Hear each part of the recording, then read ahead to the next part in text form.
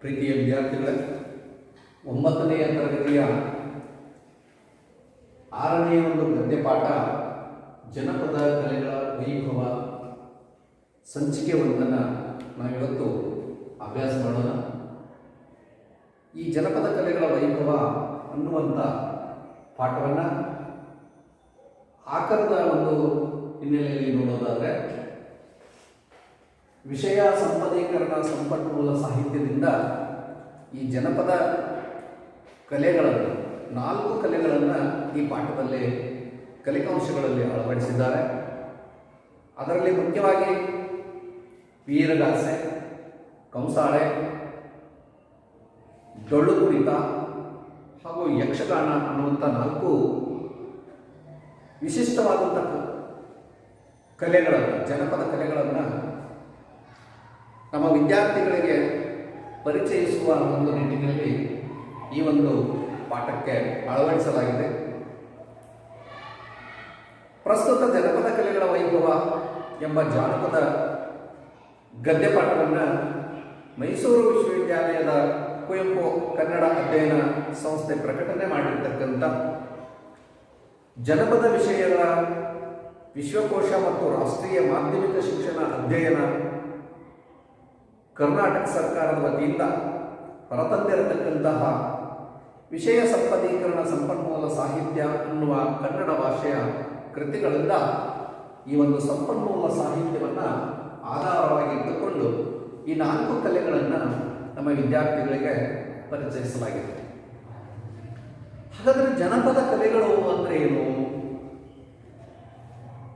ಅನ್ನುವ ವಿಷಯವಾಗಿ ಒಂದೆರಡು ಮಾತು ಹೇಳೋದಾದರೆ, ಜನಪದ ಕಲೆ ಅತ್ಯಂತ ಪ್ರಾಚೀನವಾಗಿರತಕ್ಕಂಥ ಒಂದು ಸೃಜನಾತ್ಮಕ ಕಲೆ ಅಂತ ತಿಳ್ಕೊಂಡು ಹೇಳ್ಬೋದು. ಪರಂಪರೆಯನ್ನು ಉಳಿಸಿಕೊಂಡು ಬೆಳೆಸಿಕೊಂಡು ಬಂದಿರತಕ್ಕಂಥ ದೊಡ್ಡ ಸಂಪ್ರದಾಯ ಈ ಜನಪದ ಸಾಹಿತ್ಯ. ಇಲ್ಲಿ ಆಂಗಿಕ ಅಭಿನಯದ ಮೂಲಕವಾಗಿ ಅನೇಕ ಕಲೆಗಳನ್ನು ವ್ಯಕ್ತ ಮಾಡಿ ಜನಪದ ಸಾಹಿತ್ಯವನ್ನು ಬೆರೆಸಿ ಆ ಮೂಲಕವಾಗಿ ಜನರನ್ನು ರಂಜಿಸುವಂಥ ಒಂದು ಕೆಲಸವನ್ನು ಈ ಕಲೆಗಳಲ್ಲಿ ಮಾಡಲಾಗುತ್ತದೆ. ಹಾಗಾಗಿ ಪ್ರಾದೇಶಿಕವಾಗಿ ವಿವಿಧ ಪ್ರಕಾರಗಳಲ್ಲಿ ವ್ಯಕ್ತವಾಗುವಂಥ ಅನೇಕ ಕಲೆಗಳು ಬಹಳ ಮಹತ್ವಪೂರ್ಣ ಸಂಗತಿಗಳಿಂದ ನಮಗೆ ಕಂಡು ಬರ್ತಾವೆ. ಇವತ್ತು ನಾವು ಆಧುನಿಕ ಒಂದು ಪ್ರಪಂಚ ಮತ್ತು ಆಧುನಿಕ ಒಂದು ಸಾಹಿತ್ಯ, ಆಧುನಿಕ ಒಂದು ಕಲೆಗಳ ಹಿನ್ನೆಲೆಯಲ್ಲಿ ಬಹಳಷ್ಟು ಆಧುನಿಕ ಕಲೆಗಳು ಪ್ರಭಾವ ಪಡೆದುಕೊಂಡಿದ್ದಾವೆ. ಆದರೆ ಜನಪದ ಕಲೆಗಳು ನಶಿಸ್ತಾ ಇದೆ. ಇಂಥ ಹಿನ್ನೆಲೆಯಲ್ಲಿಯೂ ಕೂಡ ಮನರಂಜನೆಯ ಮಾಧ್ಯಮವಾಗಿ ಒಂದಾನೊಂದು ಕಾಲದಲ್ಲಿ ಬಹಳ ಪ್ರಾತಿನಿಧ್ಯವನ್ನು ಪಡೆದುಕೊಂಡಿರತಕ್ಕಂಥ ಸಾಹಿತ್ಯ ಅಂತಂದರೆ ಅದೇ ಜನಪದ ಸಾಹಿತ್ಯ ಅಂತ ತಿಳ್ಕೊಂಡು ಹೇಳ್ಬೋದು. ಆ ಒಂದು ನಿಟ್ಟಿನಲ್ಲಿ ಅನೇಕ ಗಮನಾರ್ಹವಾದಂಥ ಸಂಗತಿಗಳನ್ನು ನಾವಿಲ್ಲಿ ಗಮನಿಸಬಹುದಾಗಿದೆ. ಅಲ್ಲಿನ ನಂಬಿಕೆ, ಅಲ್ಲಿನ ವೇಷಭೂಷಣ, ಅಲ್ಲಿನ ಭಾಷೆ ಭಾವನೆಗಳು, ಅಲ್ಲಿನ ಒಂದು ಕಲಾತ್ಮಕ ಒಂದು ಜೀವನ ಶೈಲಿ ಮತ್ತು ಆಚರಣೆಗಳು, ಸಂಪ್ರದಾಯಗಳನ್ನು ಒಳಗೊಂಡಂತೆ ಈ ಜನಪದ ಕಲೆಗಳು ಒಂದೊಂದು ಪ್ರಾದೇಶಿಕ ವಲಯದಲ್ಲಿ ತಮ್ಮದೇ ಆದಂತಹ ಒಂದು ವಿಶಿಷ್ಟವಾದಂಥ ಒಂದು ಕಲಾತ್ಮಕತೆಯ ಅನಾವರಣವನ್ನು ಮಾಡತಕ್ಕಂಥ ಸತ್ಯ ಸಂಗತಿಯನ್ನು ನಾವಿಲ್ಲಿ ಗಮನಿಸಬೇಕಾಗ್ತದೆ. ಹಾಗಾಗಿ ಇವೆಲ್ಲವುಗಳನ್ನು ಆಧಾರವಾಗಿಟ್ಟುಕೊಂಡು ಒಂದೊಂದು ಪ್ರದೇಶವನ್ನು ಒಳಗೊಂಡಂತೆ ಅಲ್ಲಿಯ ಒಂದು ವಿಶಿಷ್ಟ ಕಲೆ ಕಲಾತ್ಮಕವಾಗಿ ರೂಪುಗೊಂಡಿರ್ತಕ್ಕಂಥದ್ದನ್ನು ನಾವು ಹಿನ್ನೆಲೆಯಾಗಿಟ್ಟುಕೊಂಡು ಈ ಒಂದು ಪಾಠದಲ್ಲಿ ಅಂಥ ಕಲೆಗಳನ್ನು ಪರಿಚಯಿಸಲಾಗಿದೆ. ಹಾಗಾಗಿ ಈ ಪಾಠದಲ್ಲಿ ವಿದ್ಯಾರ್ಥಿಗಳೇ, ನಾವು ಬಹಳಷ್ಟು ಹಿಂದಿನ ಪೀಳಿಗೆಯಲ್ಲಿ ಯಾವ ಆತ್ಮಸಂತೋಷಕ್ಕಾಗಿ ಹಾಡ್ತಾ ಇದ್ರೋ, ಆತ್ಮಸಂತೋಷಕ್ಕಾಗಿ, ಪರಸಂತೋಷಕ್ಕಾಗಿ ತಮ್ಮ ಒಂದು ಒಳಗಿರತಕ್ಕಂಥ ಒಂದು ವಿಶಿಷ್ಟ ಕಲೆಯನ್ನು ಅಭಿವ್ಯಕ್ತ ಮಾಡತಕ್ಕಂಥ ಒಂದು ಜನಪದ ಕಲಾವಿದರನ್ನು ನಾವಿಲ್ಲಿ ಪ್ರಾತಃ ಕಾಲದಲ್ಲಿ ಸ್ಮರಿಸಬೇಕಾಗ್ತದೆ. ಯಾಕಂತಂದರೆ ಜನಪದ ಕಲಾವಿದರು ಕೈಯೊಳಗೆ ಯಾವ ಸಾಹಿತ್ಯವನ್ನು ಹಿಡಿಯದೆ, ಎಲ್ಲಿಯೂ ಕೂಡ ದೃಶ್ಯಗಳನ್ನು ನೋಡದೆ ಕಾಣದೆ ಅವರು ಸ್ವತಃ ತಮ್ಮೊಳಗಿರತಕ್ಕಂಥ ಒಂದು ಅಭಿನಯ ಚಾತುರ್ಯದಿಂದ, ಕಲಾತ್ಮಕತೆಯಿಂದ ಮತ್ತು ಹಾವಭಾವಗಳ ಒಂದು ಭಂಗಿಯಿಂದ ಇಲ್ಲಿ ಅಂಥ ಕಲೆಗಳನ್ನು ಕಣ್ಣಿಗೆ ಕಟ್ಟುವಂತೆ, ಮನಸ್ಸಿಗೆ ನಾಟುವಂತೆ ಈ ಒಂದು ಕಲೆಗಳನ್ನು ವ್ಯಕ್ತಪಡಿಸ್ತಕ್ಕಂಥದ್ದನ್ನು ನಾವು ನೋಡ್ತಾ ಇದ್ದೇವೆ. ಅದಕ್ಕಾಗಿ ಇವತ್ತಿನ ವಿದ್ಯಾರ್ಥಿಗಳು ಅಥವಾ ಇವತ್ತಿನ ಮಕ್ಕಳು, ಇವತ್ತಿನ ಪೀಳಿಗೆ ಆಧುನಿಕ ಒಂದು ಪ್ರಪಂಚದಲ್ಲಿ ಕಾಣಬಹುದಾದಂಥ ಅನೇಕ ದೃಶ್ಯಗಳನ್ನು ಅಂಗೈಯಲ್ಲಿ ನೋಡಬಹುದು. ಆದರೆ ಹಿಂದಿನ ಕಲೆಗಳನ್ನು ನಾವು ಬಾಯಿಂದ ಬಾಯಿಗೆ ಹರಿದುಕೊಂಡು ಬಂದಿರತಕ್ಕಂಥ ಸಾಹಿತ್ಯ ಅಂತೇವೆ, ಅದನ್ನೇ ಜನಪದ ಸಾಹಿತ್ಯ ಅಂತೇವೆ. ಇಂಥ ಒಂದು ಜನಪದ ಕಲೆಗಳು ಮನುಷ್ಯರಷ್ಟೇ ಪ್ರಾಚೀನವಾಗಿರ್ತಕ್ಕಂಥ ಕಲೆಗಳು ಅಂತ ತಿಳ್ಕೊಂಡು ನಾವು ಹೇಳುತ್ತೇವೆ. ಅಲ್ಲಿ ಪರಿಸರ ವೀಕ್ಷಣೆ ಮತ್ತು ಅನುಕರಣೆಯಿಂದ ಇಂಥ ಅನೇಕ ಕಲೆಗಳು ನಮ್ಮ ಒಂದು ಪ್ರಕೃತಿಯಲ್ಲಿ ಸಹಜವಾಗಿ ಹುಟ್ಟಿಕೊಂಡು ಬಂದಂಥ ಒಂದು ಕಲೆಗಳಾಗಿವೆ ಅಂತ ವಿದ್ಯಾರ್ಥಿಗಳೇ ನೀವೆಲ್ಲ ಗಮನಿಸಬೇಕು. ಇವು ಸಹಜ ಗುಣಗಳಿಂದ ಹೊರಸೂಸಿರ್ತಕ್ಕಂಥ ಒಂದು ಕನ್ನಡದ ಕಂಪನ್ನು ಸೂಚಿಸ್ತಕ್ಕಂಥ ಕಲೆಗಳು ಅಂತ ಹೇಳ್ಬೋದು. ಇಲ್ಲಿ ಈ ಕಲೆಗಳು ಮನಸ್ಸಿಗೆ ಅನೇಕ ಜನರಿಗೆ ದುಡಿದು ಬಂದು ಆಯಾಸ ಆಗಿರ್ತಕ್ಕಂಥ ಜನರಿಗೆ ನೆಮ್ಮದಿಯನ್ನು, ಸಂತೋಷವನ್ನು ನೀಡಿರ್ತಕ್ಕಂಥ ಒಂದು ಕಾಲ ಒಂದಿತ್ತು. ಇವತ್ತು ಅಂಥ ಒಂದು ಜನಪದ ಸಂಸ್ಕೃತಿಯ ಹೆಜ್ಜೆಯಲ್ಲೂ ಕೂಡ ಪ್ರತಿಯೊಂದು ಕಲೆಯನ್ನು ನಾವು ಕಾಣಬಹುದು. ಜನಪದ ಬದುಕೇ ಒಂದು ದೊಡ್ಡ ಕಲೆ ಅಂತ ತಿಳ್ಕೊಂಡು ಹೇಳ್ಬೋದು. ಮುಗ್ಧ ಜನರು ತಮ್ಮೊಳಗಿರ್ತಕ್ಕಂಥ ವಿಶಿಷ್ಟವಾದಂಥ ಪ್ರತಿಭೆಯನ್ನು ಹೊರಸೂಸಿರ್ತಕ್ಕಂಥ ಮತ್ತು ಅವರ ಬದುಕಿನಲ್ಲಿ ಹಾಸುಹೊಕ್ಕಾಗಿರ್ತಕ್ಕಂಥ ಅನೇಕ ಸಂಗತಿಗಳನ್ನು ಅವರು ಜನಮಾನಸಕ್ಕೆ ಮುಟ್ಟಿಸುವ ಕೆಲಸವನ್ನು ಮಾಡಿದರು. ಆ ಒಂದು ಜನಪದ ಕಲಾವಿದರು ಮಾಡಿರ್ತಕ್ಕಂಥ ಒಂದು ಕಾರ್ಯ ತುಂಬ ಶ್ಲಾಘನೀಯವಾಗಿರ್ತಕ್ಕಂಥದ್ದು ಮತ್ತು ನಾವೆಲ್ಲ ಹೆಮ್ಮೆ ಪಡತಕ್ಕಂಥದ್ದು ಅನ್ನುವಂಥ ವಿಷಯಗಳನ್ನು ನಿಮಗೆ ತಿಳಿಸಲಿಕ್ಕೆ ಇಷ್ಟಪಡ್ತೇನೆ. ಜೊತೆಗೆ ನಿತ್ಯ ದುಡಿಮೆಯ ಆಯಾಸ, ಬದುಕಿನ ಏಕತಾನತೆ ಮತ್ತು ಆಸರಿಗೆ ಬೇಸರಿಕೆಗಳನ್ನು ನಿವಾರಿಸಿಕೊಳ್ಳಲಿಕ್ಕೆ ಮನುಷ್ಯ ಕಲೆಗಳ ಒಂದು ಮೊರೆ ಹೋಗಿರ್ತಕ್ಕಂಥದ್ದನ್ನು ನಾವು ಕಾಣ್ತೀವಿ. ಇಂದಿಗೂ ಕೂಡ ನಾವು ಬಹುತೇಕ ಇವತ್ತಿನ ಜನಾಂಗದವರು ಟೈಮ್ ಪಾಸ್ ಅಂತೇವೆ. ಆದರೆ ಅವತ್ತಿನ ಜನರು ಈಗಾಗಲೇ ನಾನು ತಿಳಿಸಿದಂತೆ ಅವರು ಅನೇಕ ತಮ್ಮದೇ ಆದಂಥ ಒಂದು ಏನಂತಂದರೆ ಜೀವನಕ್ಕೆ ಅಮೂಲ್ಯವಾದಂಥ ಬದುಕನ್ನು ಕಳೆಯುವುದಕ್ಕಾಗಿ ಇಂಥ ಒಂದು ಕಲೆಗಳನ್ನು ಅವರು ತಮ್ಮೊಳಗೆ ರೂಢಿಸಿಕೊಂಡ್ರು. ಆ ಒಂದು ನಿಟ್ಟಿನಲ್ಲಿ ಪ್ರಾರಂಭದಲ್ಲಿ ಆಂಗಿಕ ಸಂಸ್ಥೆಗಳಿಂದ ಹುಟ್ಟಿಕೊಂಡಿರ್ತಕ್ಕಂಥ ಕಲೆಗಳು ಅಸ್ತಿತ್ವಕ್ಕೆ ಬಂದವು. ಅವು ಚಿತ್ರಗಳ ರೂಪದಲ್ಲಿ ಬಂದಿರತಕ್ಕಂಥದ್ದು, ಹಾಡಿನ ರೂಪದಲ್ಲಿ ಬಂದಿರತಕ್ಕಂಥದ್ದು, ಕುಣಿತದ ರೂಪದಲ್ಲಿ ಬಂದಿರತಕ್ಕಂಥವುಗಳನ್ನು ನಾವು ಕಾಣ್ತೀವಿ. ಹಾಗಾಗಿ ಜನಪದ ನೃತ್ಯಗಳು ಕರ್ನಾಟಕದಾದ್ಯಂತ ಪ್ರಚಲಿತವಾಗಿರತಕ್ಕಂಥ ಮತ್ತು 40ಕ್ಕೂ ಹೆಚ್ಚು ನಮ್ಮ ಒಂದು ಕನ್ನಡ ಸಾಹಿತ್ಯದಲ್ಲಿ ನಾವು ಕರ್ನಾಟಕದ ಕಲಾ ವೈಭವವನ್ನು ಗಮನಿಸುವುದಾದರೆ, ಕರ್ನಾಟಕದ ಕಲಾಕೋಶಗಳನ್ನು ನಾವು ತಿಳಿದುಕೊಳ್ಳೋದಾದರೆ ಸುಮಾರು ನಮ್ಮ ಕರ್ನಾಟಕದ ಪ್ರಾದೇಶಿಕ ವಲಯದಲ್ಲಿ 100 ಕಲೆಗಳು ಜನರ ಮಾನಸದಲ್ಲಿ ಇನ್ನೂ ಕೂಡ ಬೇರಿರತಕ್ಕಂಥದ್ದನ್ನು ನಾವು ಕಾಣ್ತೇವೆ.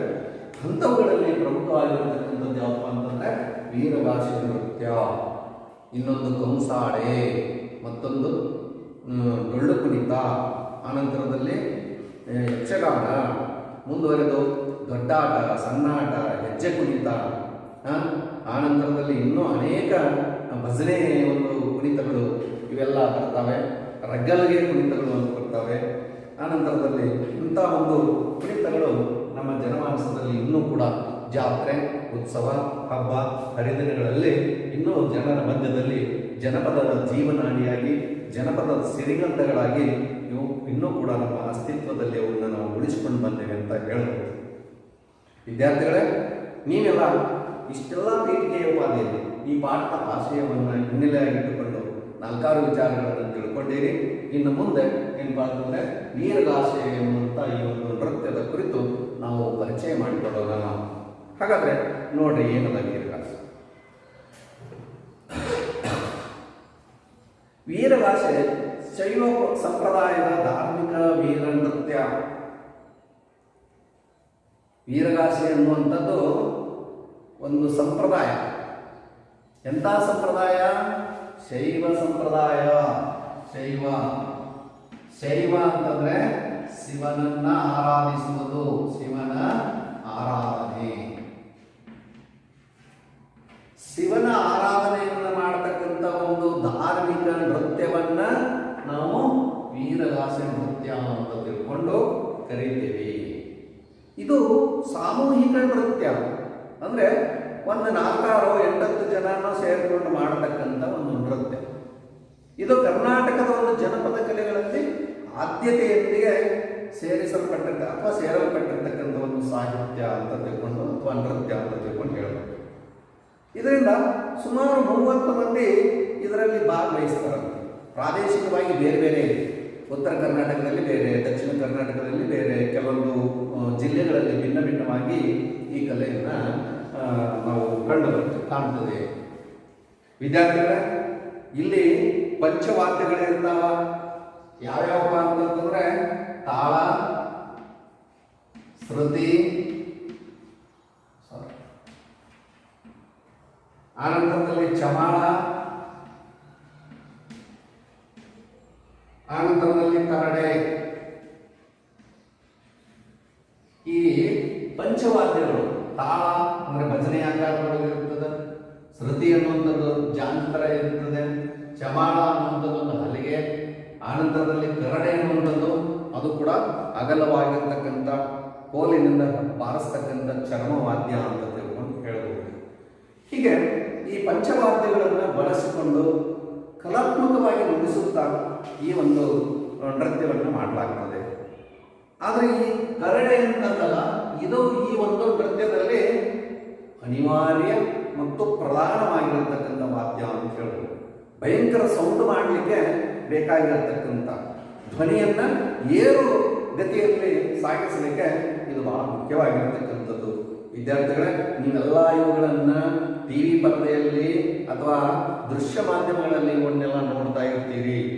ಇವುಗಳನ್ನು ಗಮನಿಸಿದಾಗ ಹಳ್ಳಿಯ ಒಂದು ನಾಡಿನ ಕಡೆಗೆ ಹೋದಾಗ ಹಬ್ಬ, ಉತ್ಸವ, ವೀರಗಾಸೆ ಅಂತಂದಾಗ ಅಲ್ಲಿ ವಿಶೇಷವಾಗಿ ವೀರಭದ್ರ ದೇವರ ಕುಣಿತದಲ್ಲಿ ಇದನ್ನು ನಾವು ಕಾಣ್ತೀವಿ. ವೀರಭದ್ರ ದೇವಸ್ಥಾನದಲ್ಲಿ ಇಂಥ ಒಂದು ಕುಣಿತವನ್ನು ನಾವು ಕಾಣ್ತೇವೆ. ಹಾಗಾದರೆ ಇಲ್ಲಿ ಏನೇನು ಅವರ ವೇಷಭೂಷಣ ಹೆಂಗದ ಅಂತ ತಿಳ್ಕೊಂಡು ನಿಮ್ಗೊಂದಿಷ್ಟು ಪರಿಚಯ ಮಾಡಿಕೊಡ್ತಾರೆ ನೋಡ್ರಿ. ವೀರಗಾಸೆ ಕುಣಿತದವರ ವೇಷಭೂಷಣ ವಿಶೇಷವಾಗಿರುತ್ತದೆ. ಬಿಳಿಯ ಪಂಚೆ, ಒಂದು ಬಿಳಿಯ ಪಂಚೆ ಉಟ್ಕೊಂಡಿರ್ತಾರೆ, ಧೋತಿ ಅಂತ ಕರೀತೇವೆ.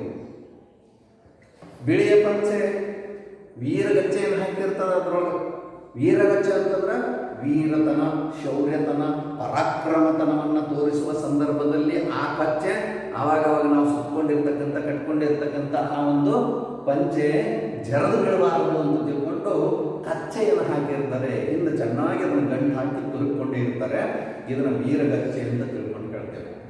ತಲೆಗೆ ಅರಿಶಿನ ಅಥವಾ ನೀಲಿ ಬಣ್ಣದ ರುಮಾಲು ಬೇಟ, ಕಾವಿ ಬಣ್ಣದ ಕಸೆಯಂಗಿ.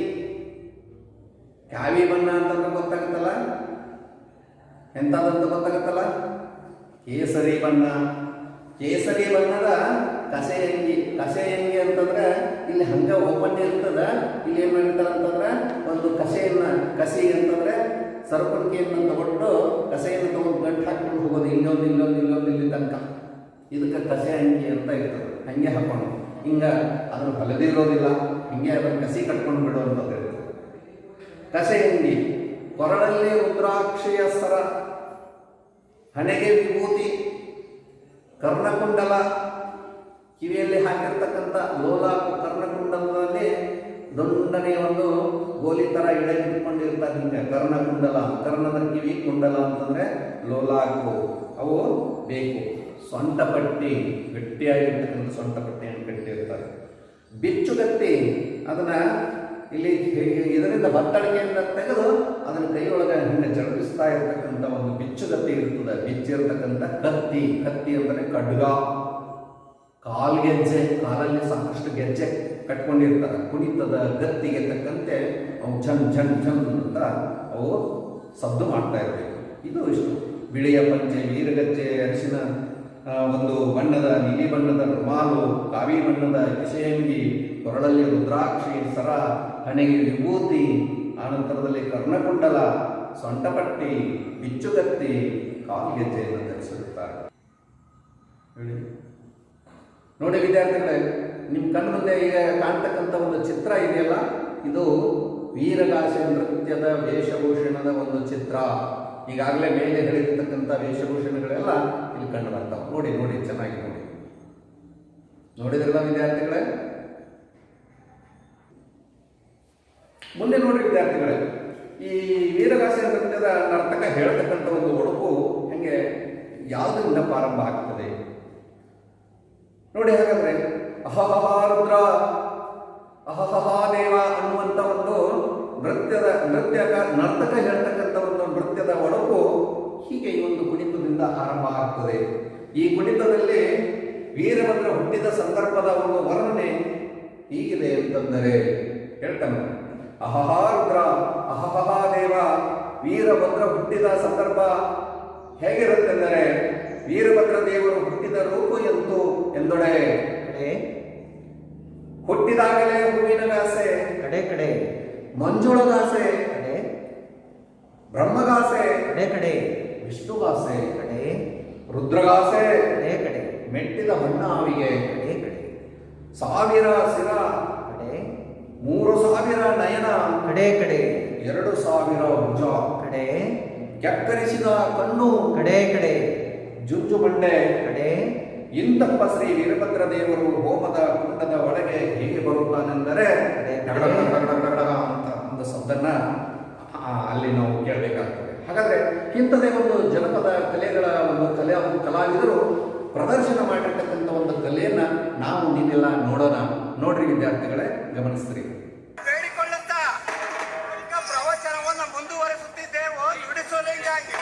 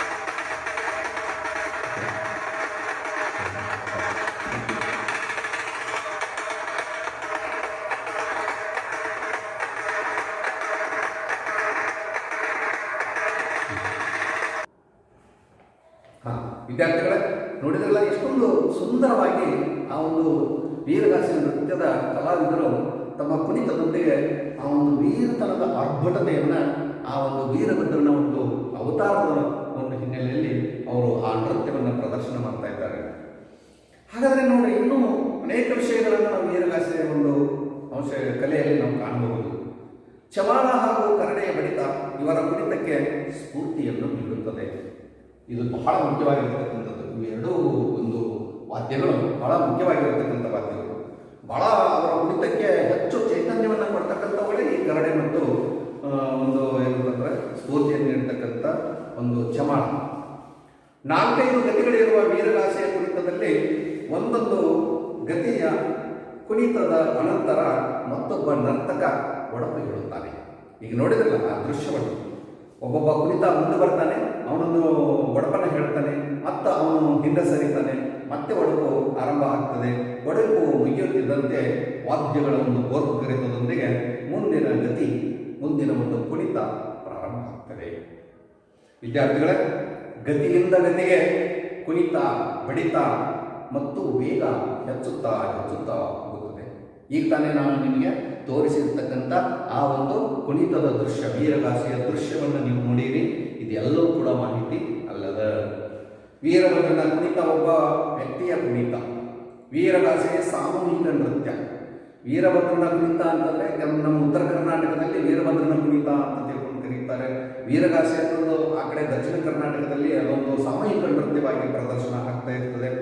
ವೀರಭದ್ರ ಕುಣಿತಕ್ಕೆ ದಕ್ಷಿಣ ಕರ್ನಾಟಕದ ಪ್ರದೇಶದಲ್ಲಿ ಅದಕ್ಕೆ ಇನ್ನೊಂದು ಬೇರೆ ಬೇರೆ ಹೆಸರುಗಳಿಂದ ಕರೀತಾರೆ.